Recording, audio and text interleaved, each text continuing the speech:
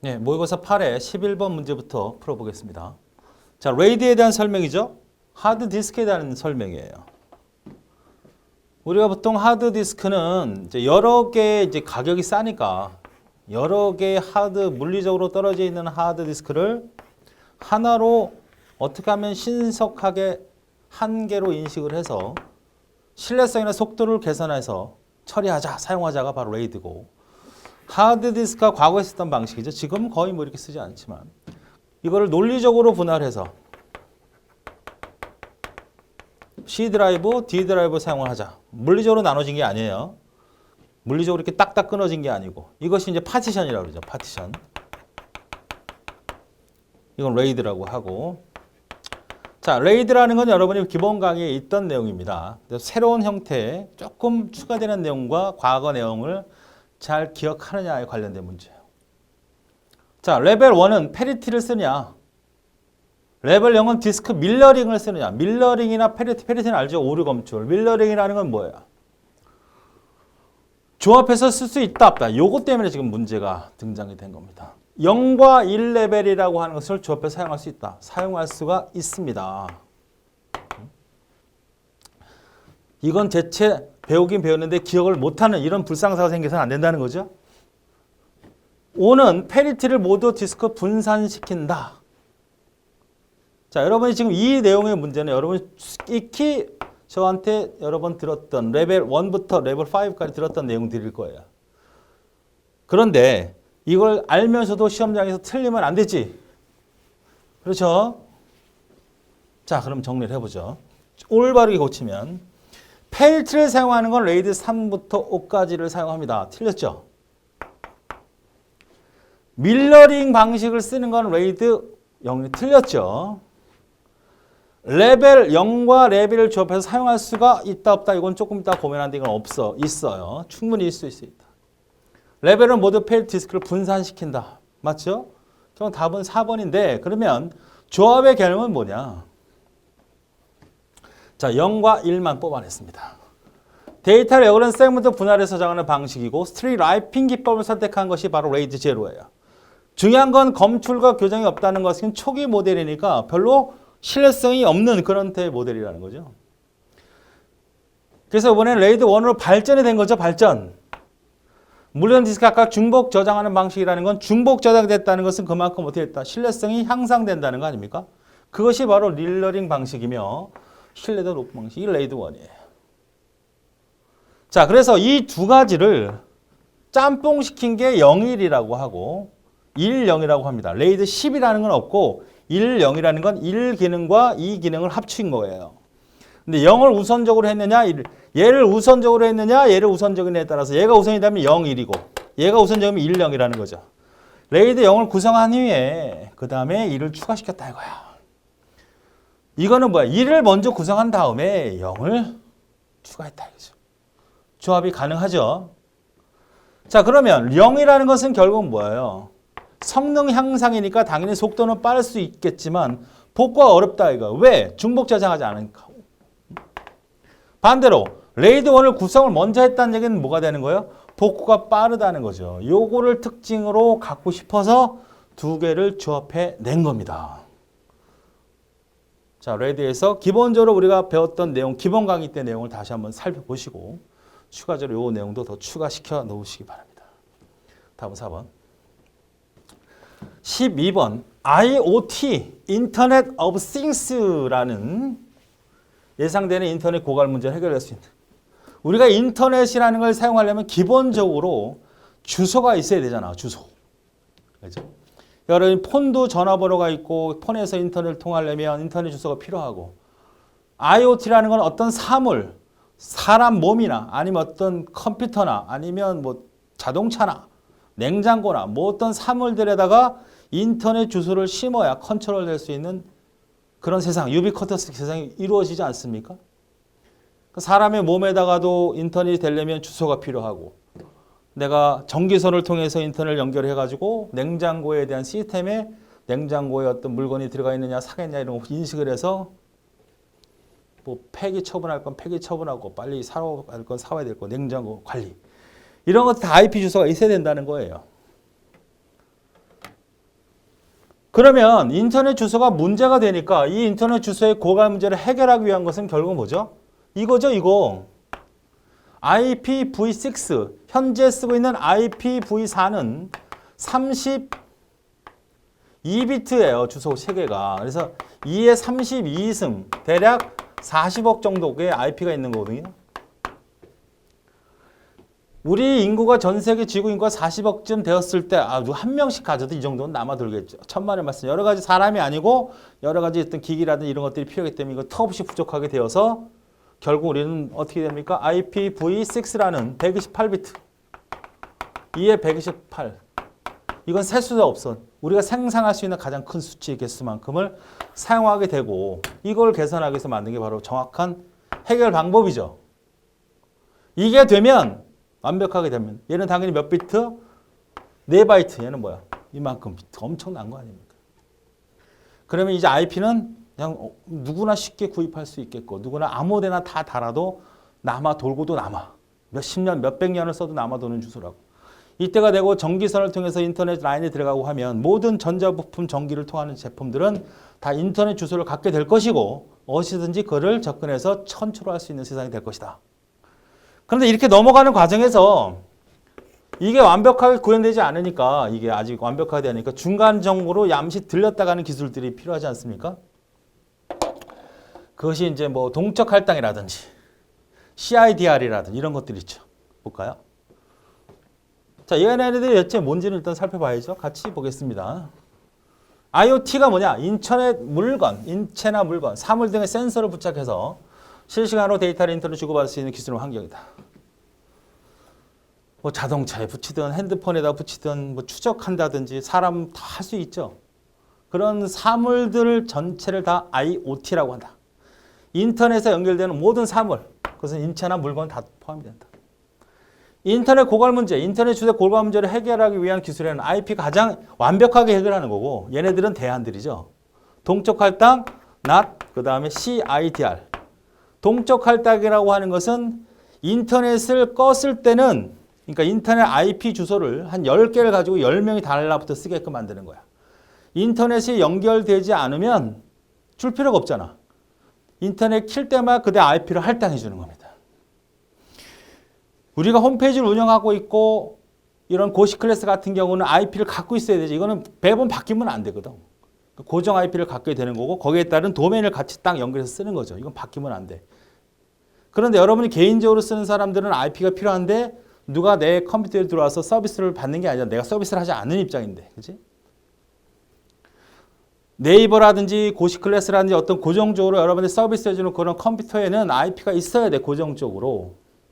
그런데 여러분같이 집에서 쓰는 분들은 IP는 필요하지만 그런 서비스가 아니라고 하면 그냥 아무 IP도 잠깐 받기만 하면 되거든요. 그때 동적 IP라고 하는 거고 만약에 10개를 가지고 10명이든 20명이든 동적으로 계속 할당함으로써 이 부족한 현상을 나타내는 것이 바로 동적 할당입니다. 그러니까 여러분이 쓰는 서비스하지 않는다면 고정 IP가 아니라고 하면 여러분들 집에서 IP는 바로 이 동적 할당으로 대부분 받게 되는 겁니다.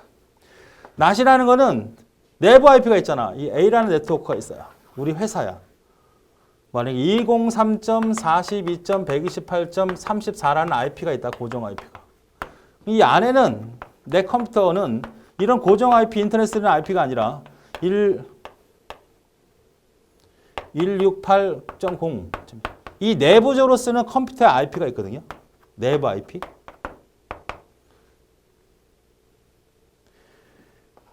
이런 내부 IP가 있어요. 이거는 밖으로 나가면 쓸 수가 없어. 그런데 이거를 변환하는 장치를 대게 되면 이 하나의 IP를 갖고 들어오지만 그쪽을 이렇게 연결해서 쓸 수 있기 때문에 그나마 이 내부적에서도 인터넷이 가능하다. 하나의 IP를 공유해서 내부적인 IT를 해서 각각의 컴퓨터를 구분하고 인터넷에서 봤을 때 인터넷 입장에서 볼 때는 같은 IP여야 다. 그러니까 내부적으로 볼 때는 다른 IP죠. 내부 IP와 외부 IP와 연결해서 좀 더 많은 IP, 통신을 할 수 있도록 하는 것이고 CIDR은 기존에 우리가 쓰고 있던 C클래스, A클래스, 마스크, 서브넷 마스크의 기능을 안 쓰고 다른 방법을 쓰겠다는 겁니다. 자, 요거가 HTTPS는 시큐리티죠. 보안입니다. 자, 이거 하나하나 자세히 설명해 보죠. CGI는 뭐예요? 인터넷 웹 스크립트 언어. HTML 들어봤죠? PHP, ASP 같은 거 들어봤잖아. 인터넷 홈페이지 화면에 떠 있는 것이 그냥 글자만 보이게 된다면 HTTP면 돼.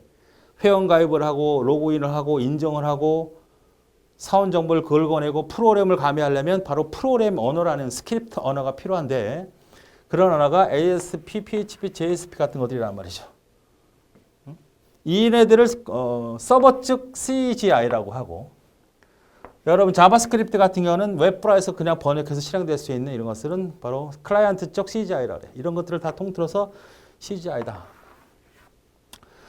NAT 사설 IP의 주소를 여기 있는 사설 내부적으로 쓰고 있는 사설 IP를 공인된 IP로 서로 매핑시켜서 변환해서 내부 IP가 여러 놈이 같이 쓸 수 있도록 해주는 그러한 방법 NAT.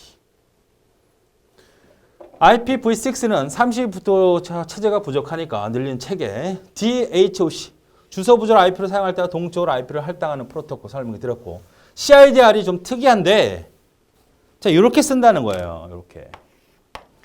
자 만약 203.123.54.0이야. 이거 뭐죠? C 클래스죠.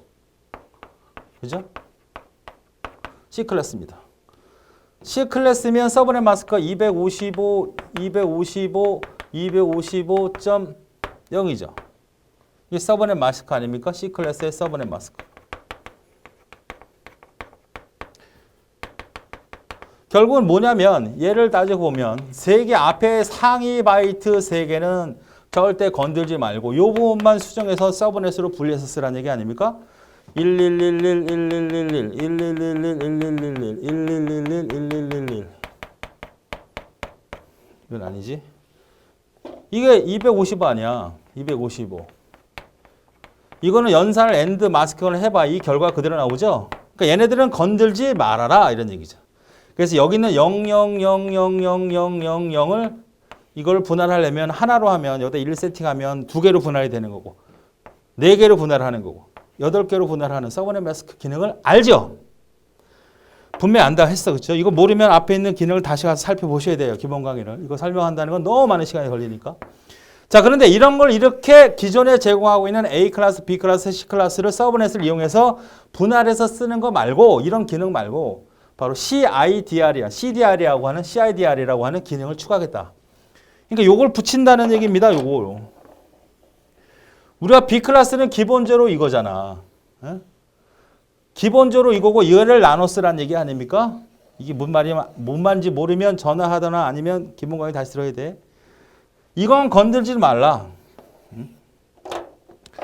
그래서 얘는 건들지 말고 여기만 변환해 쓰겠다. 그럼 네트워크가 몇 개? 총 256개 IP를 부여할 수 있고 서브넷 막 브로드캐스트와 네트워크 주소를 빼면 실제로는 254개를 쓸 수 있는 거잖아요. 그렇죠?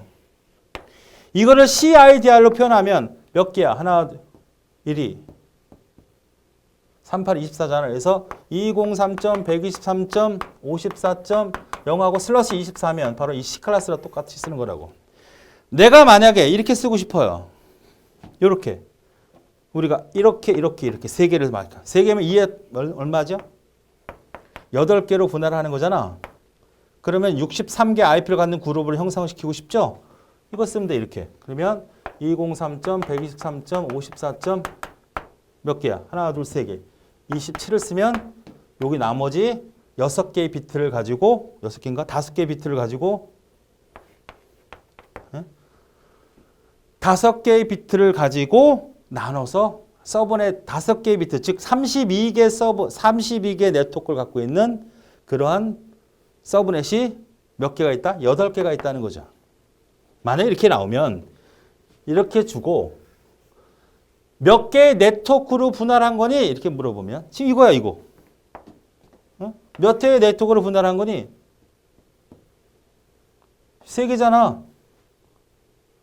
그죠? 그러면 요건 2의 3승이니까 8개랑 똑같잖아. 여기 끝에 있는 5개가 중요하죠. 그러면 하나의 호스트당, 한 개의 네트워크당 IP 주소는 몇 개니? 이렇게 물어보면 5개의 비트를 쓰는 거 아닙니까? 2의 5승, 즉 32개. 32개의 하나의 네트워크는 32개의 IP를 가질 수 있다는 얘기야. 내가 이렇게 하고 싶어. 한 네트워크당 3개를 갖고 싶어. 3개. 이렇게 해주면 되지. 1111, 1111, 1111, 1111, 1111, 1111, 1111, 1100이잖아. 요게 뭐야? 01, 00, 01, 10, 11 이거잖아. 요거 해야 되죠, 요거. 그럼 어떻게 표현할 수 있어? 203.123.54.0 슬러시 이것만 기억하면 돼. 이거 뭐야? 하나, 둘, 24, 25, 26, 27, 28, 29, 30, 30 이렇게 써주면 하나의 네트워크 안에는 바로 몇 개? 4개의 IP를 쓸 수가 있다. 이건 대표 주소, 이거는 뭐야? 브로드캐스트 주소가 되는 거죠. 이런 형태로 나눠 쓰는 뭐 기술적으로 여러분 내부적으로 어떻게 이용을 하고 어떻게 세팅시키는 것까지는 사실 모르죠. 질문 내기도 어렵고 출제자는 그렇게 할 수가 없고 요 의미만 잘 기억하자. 자, 보안이죠. 인터넷 웹브라우저 HTTP잖아. HTTP 이렇게 쓰는 거 맞죠? 이 정도는. 근데 여기다 S를 붙이는 경우도 있다는 거잖아. 그치? 이거는 설치해야 돼. 자, 보안은 SSL 인증이라고 하는 것은 이렇게 사용을 하는 겁니다. 이런 프로토콜명을 얘는 이렇게 쓰고 얘는 이렇게 써. 앞에 쓰느냐 뒤에 쓰느냐에 따라 다르죠. 이거는 뭐냐면 바로 세션 계층에서 운영을 하는 거예요. 세션은 뭡니까? 내가 풀네임 7 계층에서 응용 계층으로 전달하기 전에 그 데이터를 암호화시키거나 보안 요소를 집어넣는 겁니다. 얘는 어떻게 돼? 응용 계층이야, 응용 계층. 응용 계층이라는 거는 자, 여기 하나의 네트워크가 있어요. 여기 하나 네트워크가 있어요. 여기에 보낼 때 아예 뭐야? 데이터에다가 암호화시켜서 보내는 게 바로 뭐고? SSL 웹 인증서고. 얘는 어떻게 돼? 여기까지는 그냥 와. 여기서 프로그램에 의해서 이것이 보안 요소가 걸리는 거란 말이야.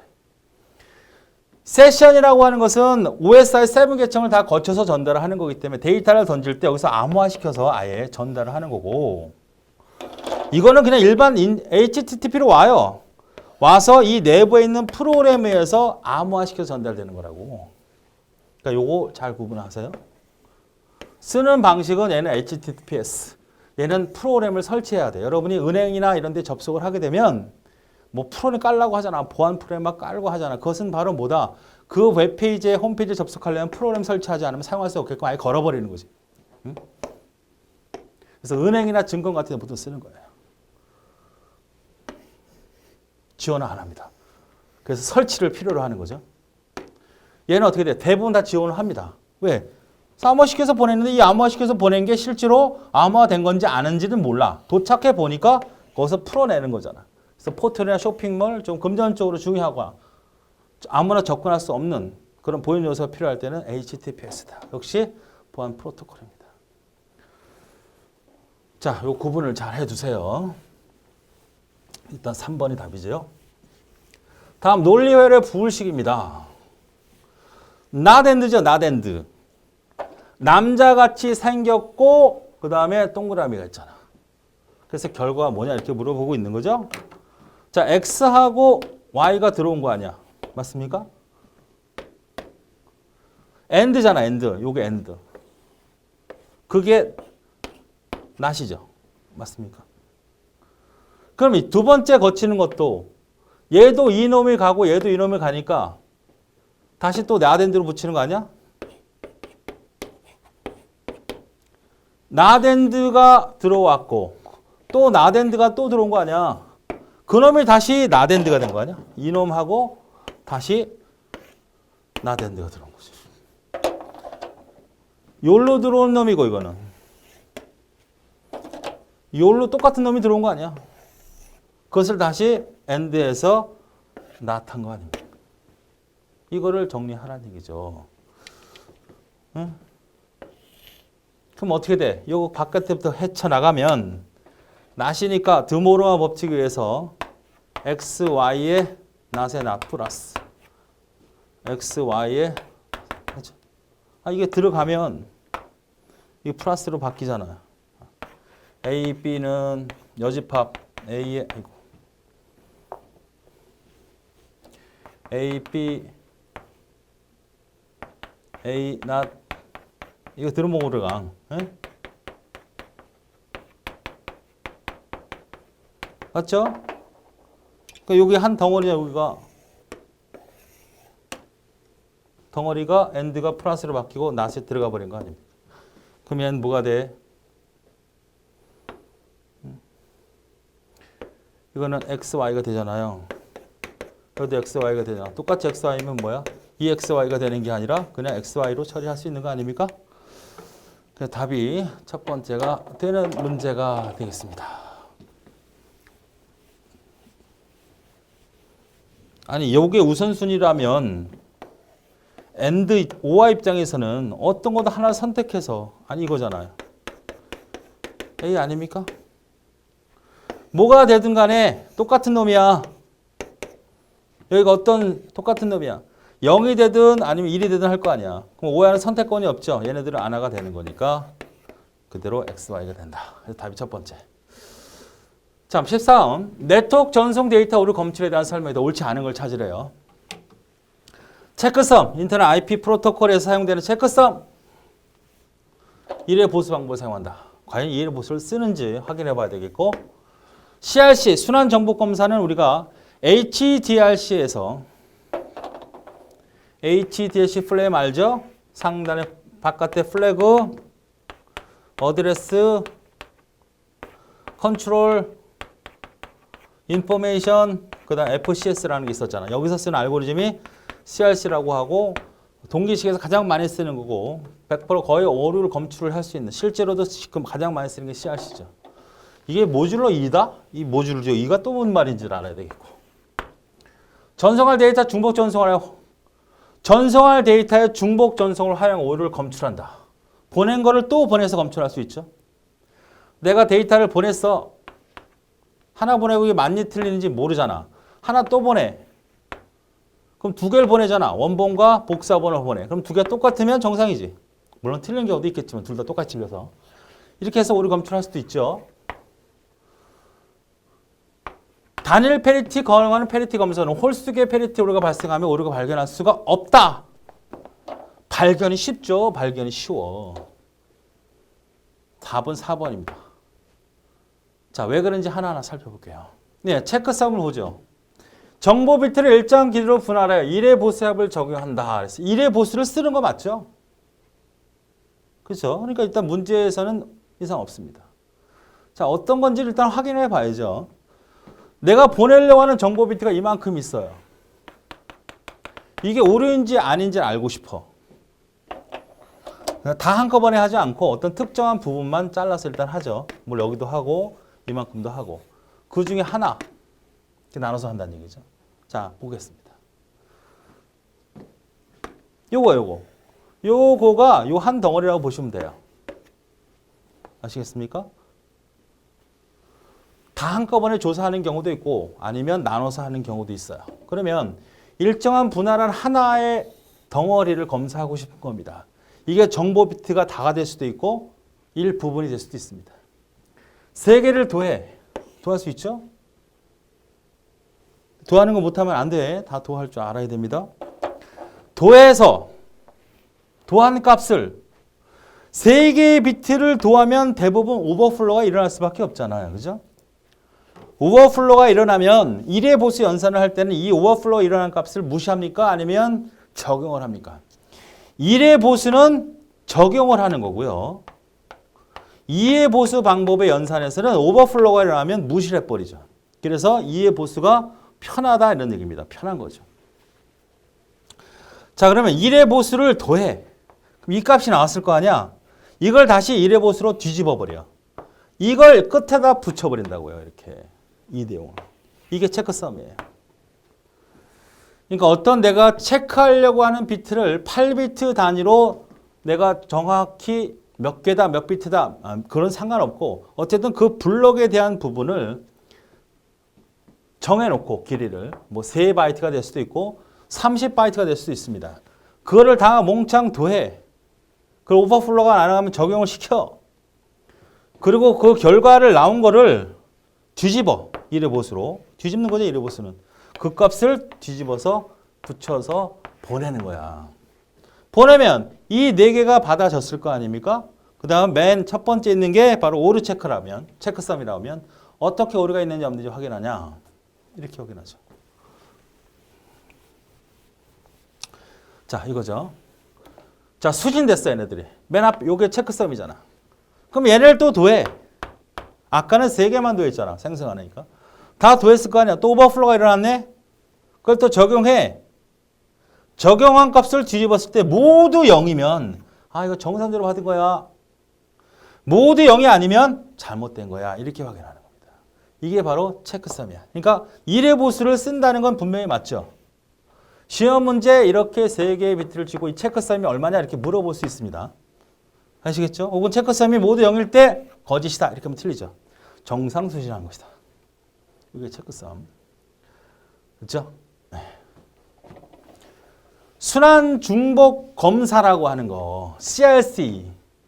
일정 크기로 분할하여 하나씩 적용한다. 역시 같은 개념. 생성 방식을 결정한다. 이 생성 방식은 규정이 되어 있습니다. 내가 CRC를 쓸다고 했을 때 CRC 12를 쓸 거냐, CRC 16을 쓸 것이냐.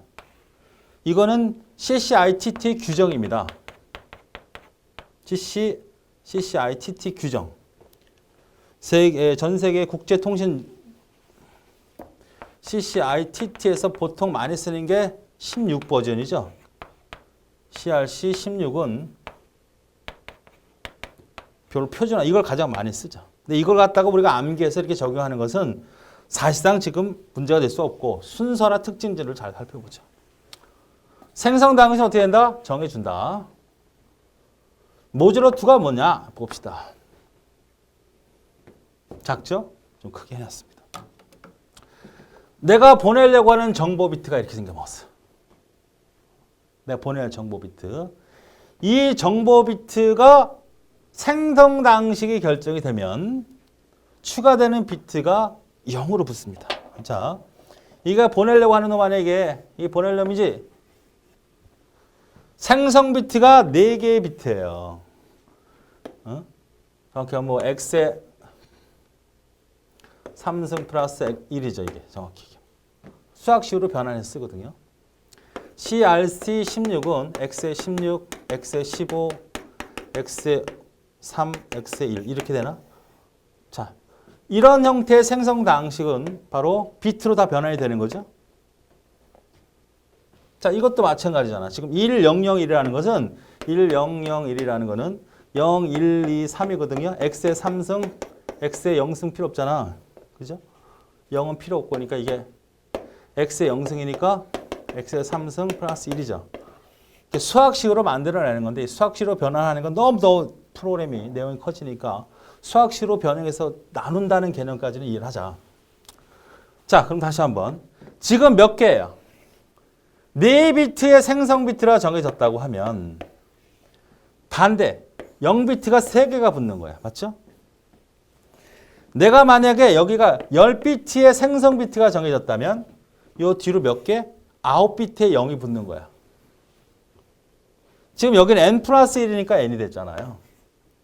그러니까 기존의 정보 비트에 추가되는 0의 비트가 이 생성 방식 생성 비트에 따라서 하나씩 두어진 것이 붙는다는 거야. 이해되십니까? 1001 3개의 비트. 만약에 여기다가 이걸 생성 비트로 썼다는 게 뭐야? 하나, 둘, 셋, 4개를 붙여야 된다는 거지.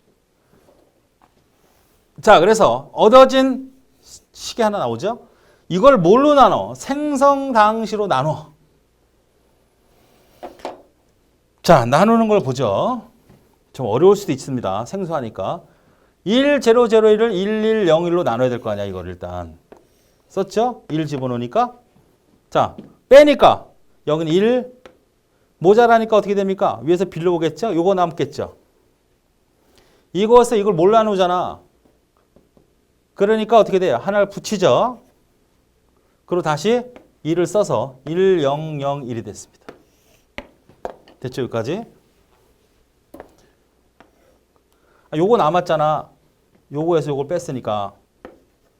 모자라니까 기존에 있는 거 써먹어야 되니까 이거 갖다 넣어야 되니까 요 4개의 비트로 설정하고 이걸로 나눴어. 이를 세팅한 거죠. 그래서 나와서 결과를 보니까 어떻게 됩니까? 1이 남잖아, 1이. 이건 제거되고. 그러니까 다시 0을 집어넣고 0을 세팅하니까 0일이 들어갈 수밖에 없죠? 1, 0, 0이 나왔다. 자, 요 나누는 방법은 다시 한번 설명을 조금 더 하죠. 어쨌든 남았어. 그럼 이 나머지 값이 나왔을 거 아니야? 얘를 어떻게 돼? 정보 비트의 끝에다 붙여버린다. 자, CRC에서 보내는 방법입니다. 상대편에다 보내는 방법은 어떤 정보가 되든 간에 이 생성 방식에서 비트 수가 결정된다. 하나 적은 값을 0을 세팅시키고 붙여서 모듈러 2 방식으로 나눠요. 여기서 모듈러 2가 나오는 겁니다. 모듈러 2 방식으로 나눠지면 이 나머지가 붙어. 됐습니까? 자, 그럼 붙었어. 아까 뭐가 붙었죠? 이거죠. 원래 전부 들어온 거. 이놈하고 결합된 걸 똑같은 대로 또 나눠. 모듈러 2를 넣으면. 결과 얼마? 000이 나와야 정상으로 수신한 거다. 이렇게 판단하는 겁니다. 아시겠죠? 자, 다시 보죠. 생성 방식은 결정해 주는 거다. 이게 4비트가 되면 3비트가 되는 거, 10비트가 되면 9비트가 되는 0이 그때 붙어서 이런 형태의 당. 이거 다 수학식으로 바꿔야 돼, 원래. 이거를 모듈러 2 방식으로 나눠줘요. 나머지 남겠죠? 이 나머지를 붙여서 보내. 이 값을 올려 상대편한테 보내. 그 보낸 값이 이거야. 그렇잖아. 100 받은 거를 거꾸로 다시 이 식을 뭘로 나눠? 앞에서 정해진. 그러니까 송신 측과 수신 측은 생성 비트를 서로 알고 있는 겁니다. 보내면 그걸 나눠. 나눴더니 0이 나왔어. 정상이네. 만약에 0이 안 나오면 오류로 판단하는 겁니다. 자, 봅시다. 정보 비트를 일정 크기로 분할하여 하나씩 적용한다. 이제 하나만 한꺼번에 다 하는 게 아니라 분을 좀 나눈다 이거죠. 생성 방식을 결정하면 n비트면 10비트면 9비트를 0 붙여라 끝에. 4비트면 우리가 예를 들었던 건 3비트가 붙겠죠. 나눈다. 이때 모듈러 2를 적용한다. 나머지 n비트가 결정되면 정보 비트 오른쪽에 추가해 전송하는 거지. 이게 전송이 됐어. 그러면 이제 생성 방식으로 나눈다 이거야. 이때도 역시 모듈러 2를 적용하고 나머지가 0이면 정상 아니면 오류로 판단하는. 이것이 바로 순환 중복권. 그럼 모듈러 2가 대체 뭐야? 자, 모듈러의 연산을 또 이해를 하셔야죠.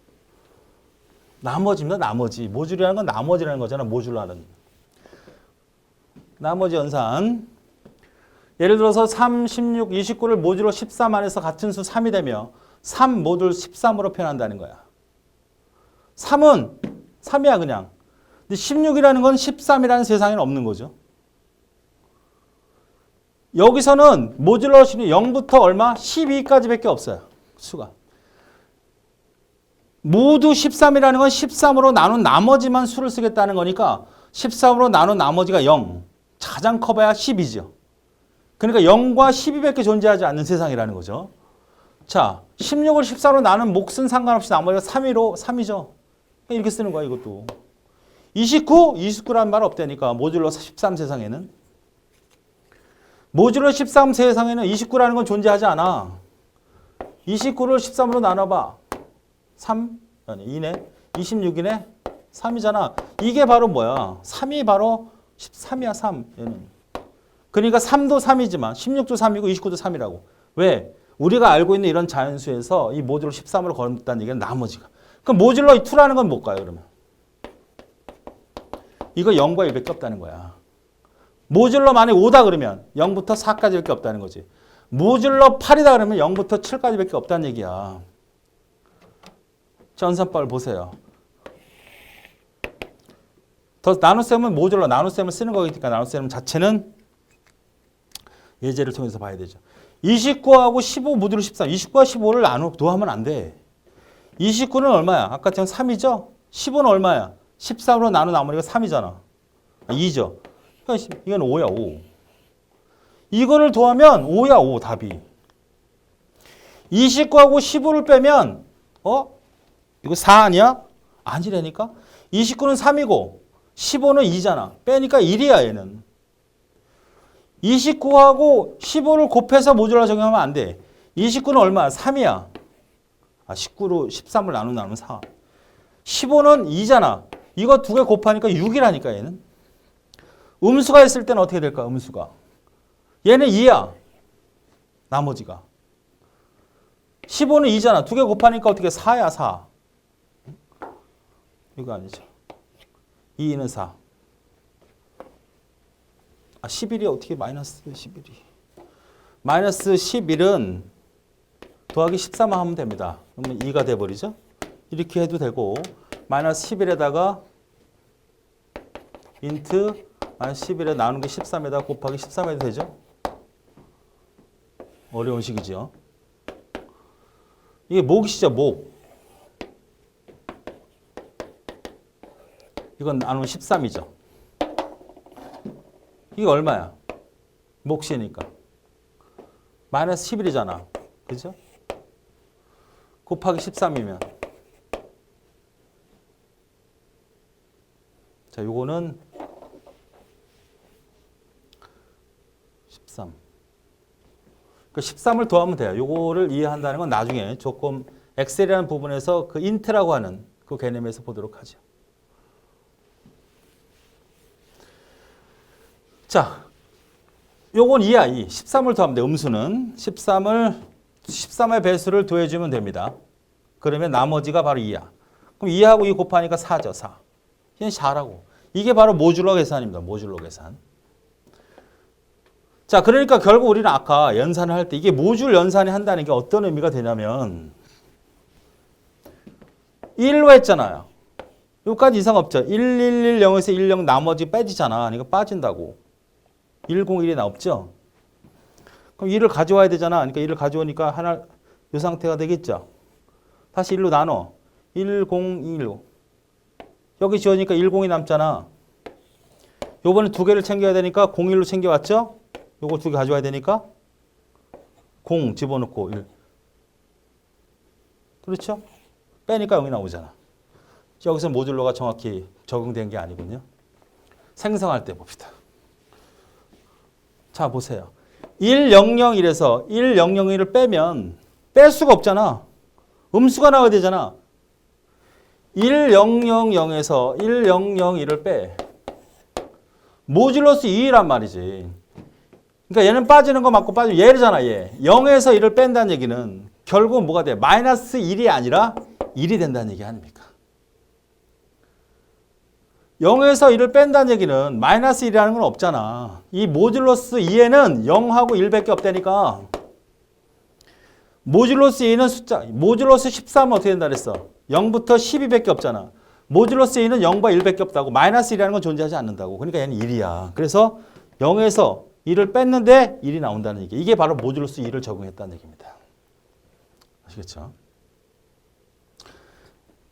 자, 그 다음에 페리티 검출.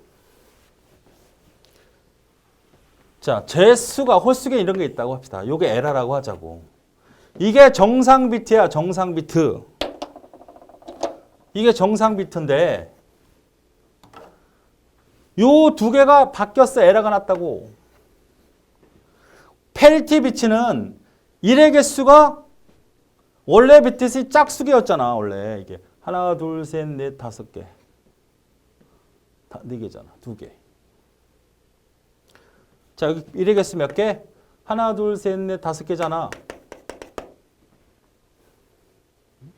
야, 내가 너한테 1의 개수가 홀수계로 해서 보낼게. 보냈다니까?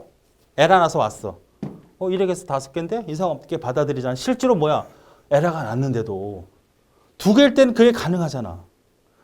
여기서 에러가 또 났어. 실제로는 뭔데? 00이거든? 실제로 00이야. 근데 번개를 동시에 두 개가 맞아갖고 두 개가 11이 돼버렸다고.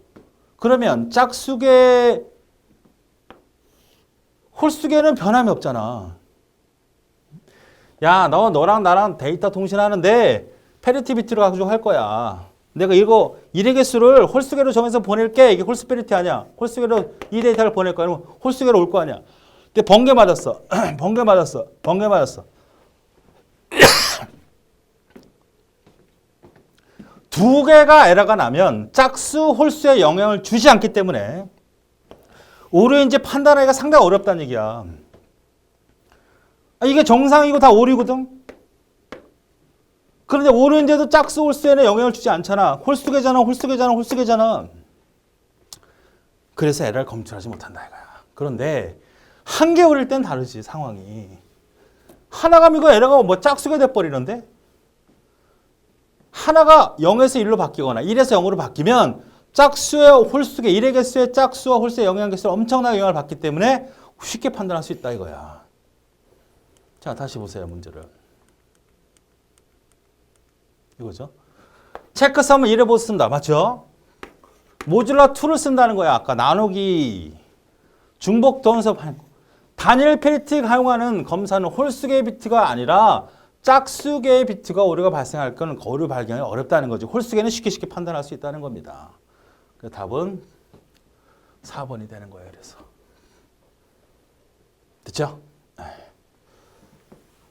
그 다음 15번. 유닉스의 운영체제 커널에 속하지 않는 거. 커널은 뭐예요? 실제로 운영할 수 있는 컴퓨터 프로그램이죠. 운영체제 프로그램. 디스크 스케줄러, 프로세스 스케줄러 그런 거 프로그램들이 다 존재해. 그거를 실행하기 위해서는 사용자가 명령을 주고 그 명령을 받아서 그 제어 프로그램을 동작시키는 쉘이 필요하죠. 그래서 커널은 스케줄러, 파일 관리자, 메모리 관리자, 윈도우 관리자는 여러분이죠, 여러분. 유닉스에서 윈도우가 왜 나와? 또 윈도우는 다른 윈도우 운영체제를 커널이 아니라 시스템을 관리하는 사용자 역할이다. 이렇게 보시면 되겠어요. 굳이 얘기한다면 커널 너무 중요하다. 쉘과 잘 구분을 하자. 많이 얘기했던 거니까. 자, 안드로이드입니다. 안드로이드는 구글, 엄청난 대기업 구글 중심으로 개발한 휴대 단말용 플랫폼이다. 일반적으로 안드로이드 어플리케이션은 네 가지 구성 요소는 액티비티, 방송자, 서비스, 컨텐츠 제공자 네 가지로 구성된다. 반드시 기억하자. 설명을 합시다. 어플리케이션 네 가지 구성 요소, 액티비티. 여러분이 안드로이드 폰을 갖고 있다면 안드로이드 폰을 안 갖더라도 뭐 아이폰도 마찬가지입니다. 여러분이 보여지는 화면상에 보여지는 프로그램, 화면상에 보여지는 뭐 카톡도 마찬가지 쓸 수 있고 전화번호 여러분이 손가락을 대서 따다다다다다 누를 수 있는 모든 프로그램은 안드로이드 액티비티로 운영이 됩니다. 알겠죠? 그러니까 메인 프로그램이 액티비티예요. 메인 액티비티. 그래서 얘는 시작하는 거 여러 가지 이미 정해진 라이브를 위해서 수행이 됩니다. 서비스라는 거는 백그라운드로 들어가는 거죠. 여러분은 보여지지 않지만 뭐 나름대로 CPU를 관리한다든지 여러분이 프로그램이 항상 화면에 보여지는 거 말고도 안에서 막 뭔가 돌아간다는 느낌을 갖고 있다면 그거 다 백그라운드 프로그램입니다. 뭐 메모리를 효과적으로 한다든지 여러분이 예를 들어서 어떤 경우도 있냐면 메모리를 자동적으로 최소화시킬 수도 있고 CPU 개선시킬 수도 있고 이런 형태를 다 서비스 프로그램이라고 그래요. 방송 수신자 프로그램은 특정 브로드캐스트 반응하는 컴포넌트로 사용자 인터페이스 기능 이게 중요하죠. 얘네들은 사용자 접근 기능이 없어요. 둘 다. 얘는 그냥 인터페이스고 이 세 개의 형태로 프로그램이 이루어지거든요. 안드로이드는. 여러분이 보여지는 프로그램들은 다 뭐야? 액티비티고. 내가 직접 만지진 않지만 뭔가 안에서 돌아가고 있다면 그것은 서비스 프로그램으로 보시면 되겠고 내가 가만히 있는데 어떤 놈이 문자를 날리면 내가 문자가 딱 들어와서 문자 떴습니다. 뭐 카톡이 떴습니다. 나는 가만히 있는데 어떤 놈이 나한테 계속 데이터를 보냈을 때 내가 올라오는 팝으로 올라오거나 뭔가 상단에 수신, 뭐 밴드도 되고 카톡도 되고 어쨌든 난 가만히 있는데 어떤 놈이 나한테 데이터를 보냈을 때 반응하는 프로그램들은 다 뭐라? 방송 순시사, 브로드캐스트 리서버라고 합니다. 이 세 가지 형태로 프로그램이 만들어지는 겁니다. 안드로이드는. 그러니까 세 가지가 어떤 거냐를 물어봤을 때 찾을 수 있어야 돼. 그러면 컨텐츠 제공자는 뭐냐? 서로 얘네들끼리 서로 어떻게? 잘 보세요. 이렇게 나와 있네. 액티비티라고 하는 프로그램, 여러분이 전면에 보여지는 프로그램들, 서비스 프로그램들 혹은 웹에서 나한테 보낸 데이터를 받아내는 프로그램들, 그 다음에 컨텐츠 제공자에 이렇게 연결이 되어 있습니다. 인텐트라고 하는 것은 얘가 이렇게 보내든 서로 데이터, 각각의 프로그램끼리 서로 데이터를 주고받아야 운영이 되어질 거 아닙니까? 여러분이 예를 들어서 어떤 놈이 나한테 카톡을 보냈어. 메일을 보냈어. 문자를 보냈어. 그러면 내가 보여지는 거는 얘가 운영이 되어서 여러분한테 화면에 뿌려줘야 여러분이 액티비티를, 문자를 열어보는 거지. 카톡을 열어보는 거지. 그죠? 두 개가 운영이 되니까 이 역할을 하는 놈이 중간에서 인텐트라고 하는 겁니다. 인텐트를 네 가지 구성 요소를 서로 호출하고 메시지와 데이터 등을 주고받는 역할을 담당하는 것이 바로 인텐트다. 그러니까 서로 프로그램이 종류로 세 가지 형태로 구분되어 있는데 거기서 실제로 얘네들이 아무것도 연결되어 있지 않다면 프로그램이 연결이 되어서 정확히 작동을 하지 못하죠. 여기서는 뭐예요? 여러분 지금 메모리가 너무 찼어요. 좀 클리어 시켜주세요. 그럼 여러분이 그 액티비티 프로그램 실행해서 클리어 시킨다든지 메모리를 최소화시킨다든지 작업을 할 거 아니에요. 그러니까 얘네들 볼까요? 또 그러면 컨텐츠 제공자는 뭐냐? 이게 하나의 프로그램이고 어플리케이션 이게 프로그램이라고 하면 액티비티 서비스 방송 수신자 프로그램을 각각의 이런 프로그램들이 서로 정확히 주소 받을 수 있도록 상대방의 자원들이 정확히 어디에 있고 어떻게 사용하는지를 제공하는 URI를 통해서 중간 역할을 해주는 이런 놈이 바로 컨텐츠 프로바이더라고 하는 것이죠. URI 뭐예요? 우리가 보통 URL 많이 쓰잖아. URL. http www.go시 클래스 이거잖아. 이게 URL 아니야? URL? URI의 존재는 인터페이스에 요구되는 기본 조건으로 지금 이거예요. UR의 한 종류인 UR의 형식으로 표현한 방법이다. 그러니까 이거 URI는 URL 지금 이런 주소 또 URN 또 특이한 주소가 있어요. 이렇게 쓰진 않고 일반화된 것이 이거고 이런 것들을 다 포함한 주소 그러니까 URL이라고 보면 됩니다. 부모 주소 방식이라고 보시면 되겠어요. 이걸 통해서 서로 정보를 주고받게 된다. 이런 형태, 우리 사용자가 쓰는 일반적인 주소 말고도 여러 가지 내부적으로 쓰는 주소들을 다 통합해서 URI라고 한다. 이렇게 기억하시면 되겠어요. 자, 그러면 문제가 안드로이드, 구글 네 가지 있고 보안, 메모리 관리, 프로세스 관리, 네트워크 관리 등의 핵심 서비스는 리눅스의 기출. 안드로이드는 기본 운영체제가 유닉스가 아니고 윈도우즈가 아니고 리눅스 기반 하에서 운영이 되는 겁니다. 콘텐츠 요한의 컴퓨터 화면에 표시하고 키워드 사용자는 반응. 뭐야 이게? 콘텐츠 사용자가 아니라 바로 액티비티죠. 화면에 보여지는 사용자 유저 인터페이스 방식의 컴포넌트를 화면에 표시하고 화면에 표시된 것을 사용자가 눌러서 프로그램 실행할 수 있도록 하는 거. 액티비티입니다. 4번이 틀렸습니다. 17번 컴퓨터 시스템에 대한 설명을 옳은 것은 뭐냐? 엠베드 시스템은 특정 기능을 수행하기 위해 설계된 컴퓨터 하드웨어와 소프트웨어 및 추가적인 기계 혹은 부품들의 결합체다. 아주 정확한 설명이고요. 클러스터가 뭐고 불균형이 뭐고 플린 다 보죠. 클러스터 컴퓨터 여러 개의 컴퓨터들이 네트워크 연결해 하나의 컴퓨터 동작하는 컴퓨터 집합을 보통 최근의 용어로는 바로 투명성을 제공하는 컴퓨터를 말하는 거죠. 여러 개의 컴퓨터를 다 결합을 해서 하나의 컴퓨터처럼 제공하는 그런 컴퓨터 집합을 클러스터 컴퓨터라고 한다. 그 클러스터 컴퓨터의 기본 기능은 구성을 어떤 걸로 갖고 있었냐면 고속화돼 멀리는 안 되잖아요. 멀리는 하나로 부산에 있는 컴퓨터, 서울에 있는 컴퓨터 혹은 미국에 있는 컴퓨터가 연결돼서 하나로 처리되기는 어렵잖아요. 전달되는 속도가 있으니까 근거리의 고속 성능 네트워크 내내 안에 있는 거죠. 사무실 안에 컴퓨터가 100대가 200대 있든 그 컴퓨터를 연결하는 것이 기본이고 각 컴퓨터는 저렴한 CPU에 대해 저렴할수록 많은 컴퓨터를 연결할 수 있으니까 비싸면 안 좋잖아. 독립적인 각각의 컴퓨터 운영체를 연결한다. 자, 컴퓨터가 여러 대가 있어요. 분산 운영체제의 투명성을 우리는 클라우드 컴퓨터다 이렇게 생각하면 돼. 클러스터. 하나의 컴퓨터처럼 얘네도 연결되어 있을 거 아니야. 랜으로 연결되어 있어야 한다는 얘기야. 가까워야 된다는 거고 이 컴퓨터 하나하나는 성능이 뛰어나도 좋지만 뛰어난 것은 그만큼 역할을 못해. 물론 다 뛰어나면 좋겠지만 대형 시스템은 의미가 없다 이런 거죠. 그리고 각각의 운영체제를 따로따로 설계를 해서 프로그램을 제대로 운영할 수 있다. 이 세 가지가 있어야 우리는 컴퓨터 클러스터 컴퓨터다 이렇게 얘기를 합니다. 자, 불균형 기억장치, 균일 기억장치. 처음 듣는 말 같지만 분산 처리, 얘는 병렬 처리 맞습니까? 우리가 CPU가 이렇게 있고 메모리가 이렇게 있는 형태, 이게 다중 컴퓨터 아닙니까? 이게 분산 시스템 구조죠. 병렬은 어떻게 돼? CPU, CPU, CPU. 메모리가 하나. 이게 병렬 형태의 컴퓨터 시스템이잖아요. 그러니까 메모리 접근 속도와 메모리 시판의 상대적 위치에 따라서 달라질 수 있다는 얘기죠. 그러니까 CPU하고 메모리를 따로 쓰니까 독립적으로 유지하니까. CPU는 자기의 로컬 메모리에 접근할 때 원격 메모리에 접근할 때보다 더 빠르죠. 당연히. 우선순위가 다를 수 있고. 그래서 분산 처리에 사용되는 방식이고, 균열 기억 장치 접근은 위치상으로 동일한 접근 방식이라는 거예요.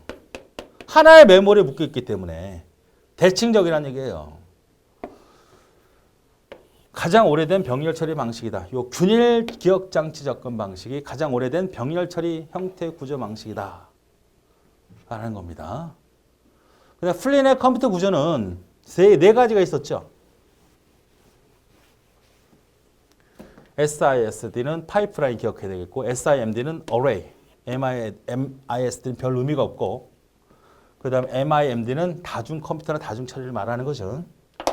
M은 멀티고 S는 싱글이고, I는 인스트럭션, 명령어라든지 제어 장치를 말하는 거고, 요 D는 CPU나 스트림을 말하는 거죠.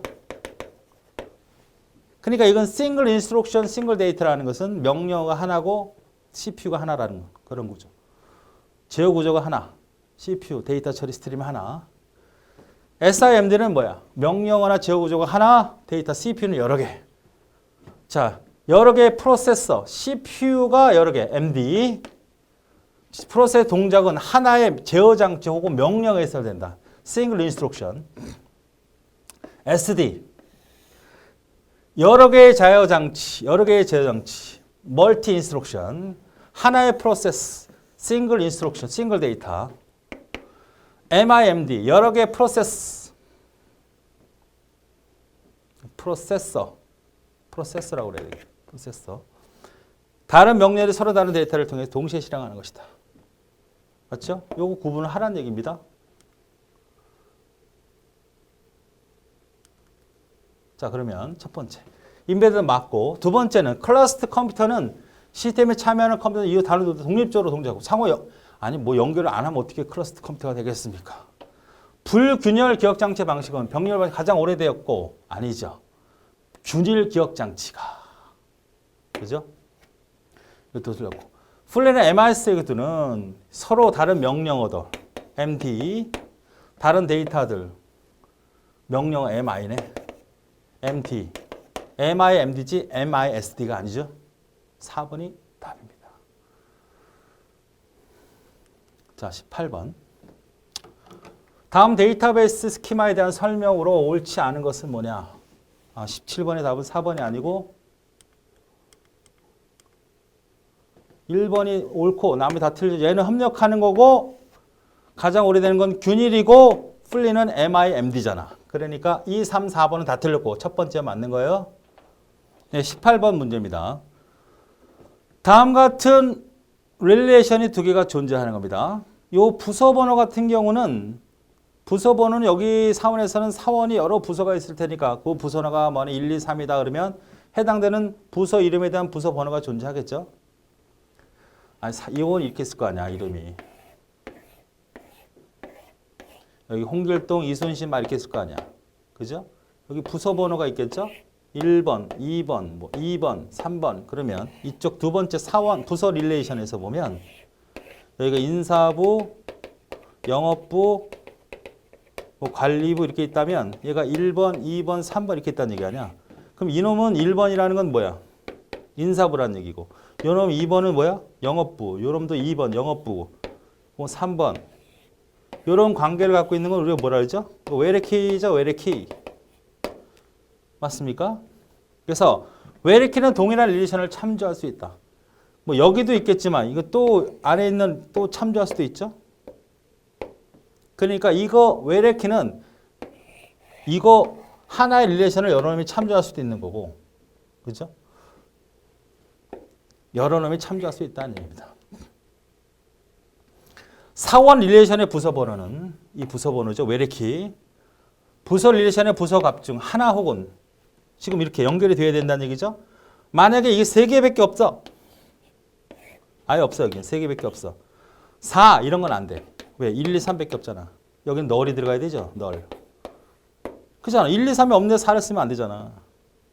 이런 것들은 다 값 중 하나 혹은 널 이하는 제약 조건은 참고 where키는 무조건 참조 무결성이죠. 도메인 개체 참조 참조. 개체 무결성이 되려면 반드시 유일한 키여야 되고 널이어서는 안 된다는 개념이 나와야 되죠. 신입사원을 사원 릴레이션에 추가할 때 신입사원을 집어넣는다는 얘기야 여기다가. 요것밖에 없어. 집어넣고 삽입한다는 얘기죠. 인서트로. 그 사원번호는 반드시 그 기존의 사원번호와 같지 않아야 한다는 거. 같지 않아야 돼. 여기에 사원번호가 여기네. 101, 102, 103, 104, 105, 106인데 새롭게 집어넣으면 106을 집어넣으면 돼? 안 돼? 안 되잖아. 학번이 똑같은 게 있어. 주민번호가 똑같은 게 있어. 절대 안 되죠. 이건 뭐야? 이 제약 조건은 뭐야? 개체 무결성이죠. 개체 무결성. 제1정교와는 전혀 관계가 없습니다. 1정경의 원자성이라고 하는 것은 하나의 개체를 분리할 수 있는 형태, 도저히 더 이상 분리할 수 없도록 만들어지는 것이 바로 1정경의 역할이고 원자성을 만들어내는 거 아닙니까? 절대 갖지 말아야 되는 유일한 키를 가져야 된다. 비어있으면 안 된다. 개체 무결성에 대한 얘기죠. 틀렸네. 세 번째. 부서 릴레이션의 책임자 부임 날짜는 반드시 거수부처 입사년도 이후에 한다는 제약 조건을 위해서 트리거와 주장을 사용할 수 있다. 트리거가 뭐였죠? 어떤 일이 벌어지면 동시다발적으로 일어날 수 있도록 충분히 트리거가 일어날 수 있죠. 부임 날짜. 그렇죠? 부임 날짜는 입사 연도가 딱 들어오면 부임 날짜를 딱 세팅시킬 수 있잖아. 그런 의미죠. 그게 바로 트리거죠. 어떤 사람이 새로운 사람이 들어왔어. 그날에 입사 연도가 입력이 되겠죠? 입사 연도가 입력이 되면 이쪽에 찾아가서 그 책임자의 부임 날짜를 딱 체킹할 수 있다. 트리거입니다. 그 답은 4번이 틀렸죠? 이 부분 틀린 겁니다. 자, 사원 릴레이션의 3번은 기본이기 때문에 기존 사원의 변화 갖지 않다는 조건 조건은 참조 무결성이 아니라 개체 무결성이죠? 잘못 설명해 지우세요. 그렇죠? 기존의 기본키이기 때문에 이건 개체 무결성, 참조 무결성이 아니고 더 이상 분할 수 없다는 원자성과 무관하다. 답이 3번. 트리거는 어떤 사건이 발생했을 때 혹은 위반했을 때 경우 수행할 동작을 명시한다. 이게 트리거고. 반대로 위반하는 경우에 이건 안 돼. 이런 경우에 실행할 수 있는 명령어 이것을 연산에 수행되지 못하도록 하는 것은 주장. 두 가지 기억해 두시기 바랍니다. 개체 무결성이죠. 자, 19번. 명령어 파이프라이닝. 파이프라이닝은 뭔지 아시죠? 단계를 말하는데 기본적인 4단계가 아닌 것은 5단계가 있죠, 우리가. 명령어 인출, 해독, 그 다음에 인출, 실행하고 인터럽트인데 인터럽트는 파이프라이닝에 집어넣지 않는 것이 원칙입니다. 답은 첫 번째. 자, 그 다음에 마지막 C 프로그램. 자, 이렇게 되어 있어요.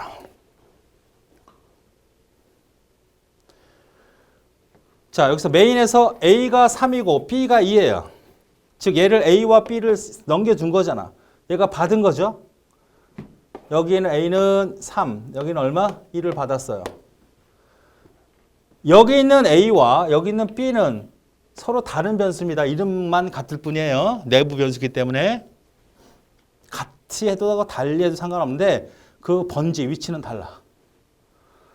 자, 그러면 A가 1이면 1 이하면 리턴을 하지만 그렇지 않으면 자기 함수로 호출하죠. 자, 보겠습니다. 자, A가 2, 3하고 B가 2예요. 이런 상태에서 이 함수로 호출했죠. 조건에 맞지 않죠? 통과. 아닐 때 이거죠. 어떻게 줍니까? A 곱하기 리커 하나 빼래요. A 값에. 그러니까 얼마야? 2에다가 하나 더하래. B는 3이죠. 플러스 리커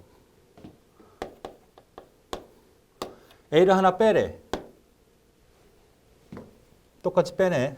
이번에는 그대로 유지하래요. 이렇게 되는 거죠. A가 3일 때 B가 2일 때 A를 하나 빼고 더하고 하나 빼고 그대로 유지하고 얘를 호출해. 이걸 계산하려면 얘네들을 알아야 되잖아. 그럼 다시 이건 뭐예요? A가 2고 B가 3일 때 그러면 A 곱하기 리커 어떻게 돼? A가 2니까 하나 빼고 3은 더해야 되는 4네. 리커 A가 얼마? 2니까 하나 빼고 여기는 그대로 유지하네. 맞습니까? 얘도 알아야 되네. 얘도 A가 2이고 B가 2잖아. 그러면 A 곱하기 A가 얼마지? 여기 2로 해야 되겠네. 맞죠? 2 리커 A는 그대로 빼주고 그 다음 B를 하나 증가시키래. 맞잖아. A가 2면 하나 빼고 첫 번째 리커는 하나 더하라 했으니까 3 리커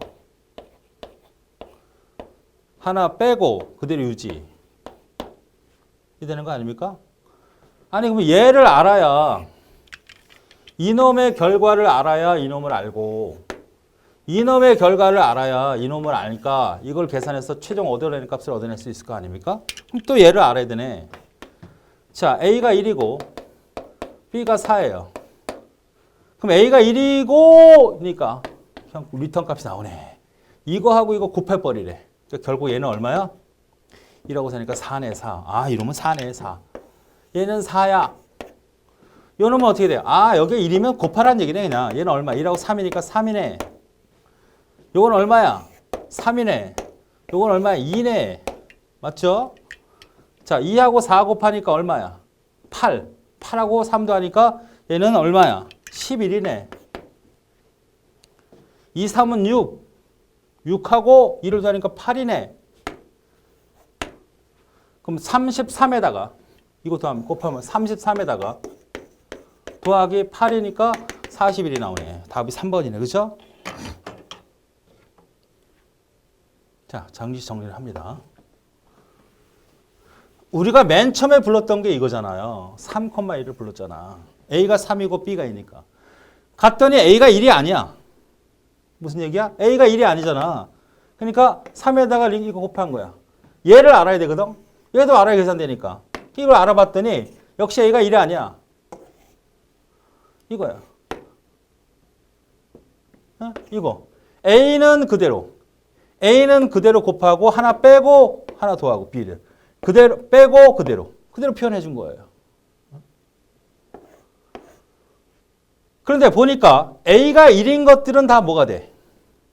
A가 1이면 그거하고 B를 곱해버리라 그랬잖아. 그게 결과죠. 그러니까 요 두 개를 곱해버리니까 4 나왔고 요 두 개면 3 나왔고 요 곱하니까 2잖아. 그러니까 A22가 나오죠. 왜? A22는 이렇게 곱하는 거니까. 요건 3이죠. 요건 얼마야? 2잖아. 요건 얼마야? 4죠? 요건 3이죠? 그러니까 두 개 나온 거 아니야. 3, 8, 아니야. 8. 이건 얼마? 11. 33에다가 8 되니까 41 나온 거죠. 이거를 우리가 실제로는 어디를 이용합니까? 스택이라는 곳을 이용하죠. 스택. 맞아요. 스택이라는 걸 이용하죠. 보세요.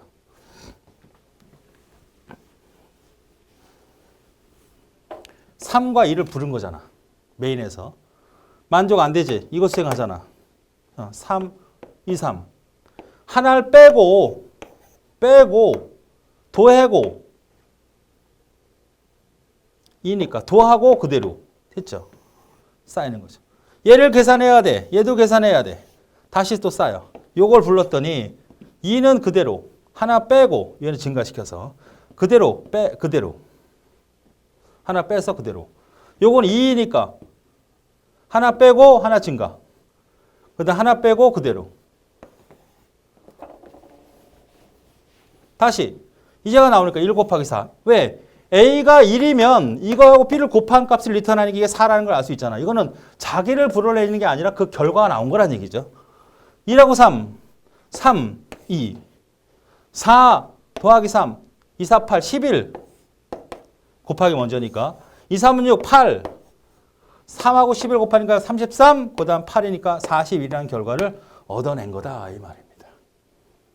그렇죠? 그래서 답이 41에 해당되는 그런 문제가 되겠습니다. 자, 문제가 좀 어렵기도 하고 생소한 것도 있을 수 있습니다. 문제가 우리 시험 문제는 정해져 있는 게 아니기 때문에 가능한 폭넓게 공부하시고 시간이 되면 더 깊게 공부하셔야 됩니다. 그러니까 지금 수준이 어렵다고 하면 지금 수준까지만 하면 돼요. 더 깊이 내려가 봐야 이해도 잘 안 될 뿐더러 시험에도 그렇게까지 출제되지 않습니다. 예, 수고하셨습니다.